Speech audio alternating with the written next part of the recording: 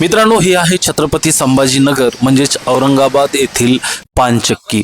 या पानचक्कीची माहिती आज आपण बघून घेणार आहोत। मित्रांनो, मध्ययुगीन विज्ञानाचा चमत्कार कसं होतं हे याचं जिवंत उदाहरण आहे। पानचक्की ही केवळ एका ऐतिहासिक वास्तू नसून ती 17व्या शतकातील अभियांत्रिकी म्हणजेच इंजिनिअरिंग आणि जल व्यवस्थापनाचा एक उत्कृष्ट नमुना आहे। विजेशिवाय चालणारी ही गिरणी आजही पर्यटकांना थक्क करते। मित्रांनो, याचा इतिहास काय आहे तर मित्रांनो, याचे बांधकाम इसवी सन 1695 मध्ये झाले। कुणी बांधली तर सुफी संत बाबा शाह मुसाफिर यांच्या स्मरणार्थ त्यांचे शिष्य बाबा शाह महमूद यांनी ही वास्तू उभारली। आता उद्देश काय होता तर त्या काळामध्ये या दर्ग्यात येणाऱ्या यात्रेकरूंसाठी आणि गरिबांसाठी मोठ्या प्रमाणात धान्य दळण्याची गरज होती आणि ही गरज पूर्ण करण्यासाठी नैसर्गिक ऊर्जेचा वापर करणारी ही चक्की बांधण्यात आली। आता यामध्ये पाणी आणि पुरवठ्याची गुप्त यंत्रणा कशी होती तर मित्रांनो, शहरापासून सुमारे 6 किलोमीटर अंतरावर असलेल्या जाटवाडा डोंगरातील नैसर्गिक झऱ्यातून हे पाणी येतं।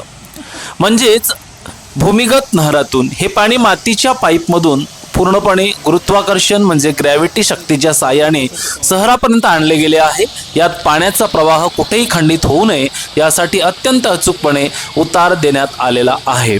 मित्रांनो, पाणी जेव्हा पानचक्कीच्या ठिकाणी येतं तेव्हा ते एका उंच खांबावरून खाली पडत जातं, ज्यामुळे प्रचंड दाब निर्माण होतो।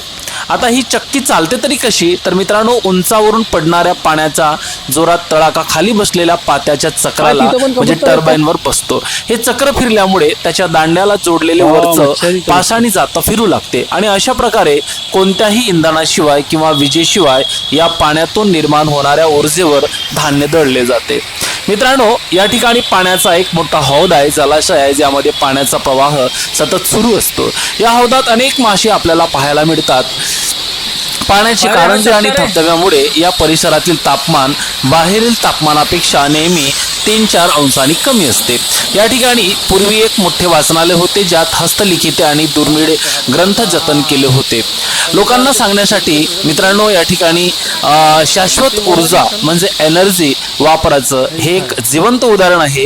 300 वर्षापूर्वी भारतीय तंत्रज्ञानांनी पर्यावरणाचा समतोल राखून पाण्याची व्यवस्था कशी केली होती याचं हे एक उत्तम उदाहरण आपल्याला सांगता येईल। तर मित्रांनो, अशा प्रकारे या ठिकाणी तुम्ही बघत आहात की हे जातं जे आहे पाषाणी जातं अशा पद्धतीनं त्या ठिकाणी फिरत होतं आणि त्यामध्ये दळण दळलं जात होतं। या ठिकाणी येणारे जे यात्रेकरू आहेत त्यांची भूक भागवण्यासाठी अशा प्रकारची एक उत्तम व्यवस्था या पानचक्कीच्या सहाय्याने केली जात होती। या ठिकाणी तुम्हाला अशा प्रकारचं हे दृश्य दिसत असेल। तर मित्रांनो, मी नुकतंच या औरंगाबाद शहराला भेट दिली होती आणि ही पानचक्की पाहण्यासाठी आम्ही सहकुटुंब या ठिकाणी पूर्ण आलेलो होतो। तर मित्रांनो, अशा प्रकारे हे तुम्हाला या ठिकाणी जे पानचक्कीचं दृश्य आहे हे तुम्हाला या ठिकाणी मी दाखवलेलं आहे।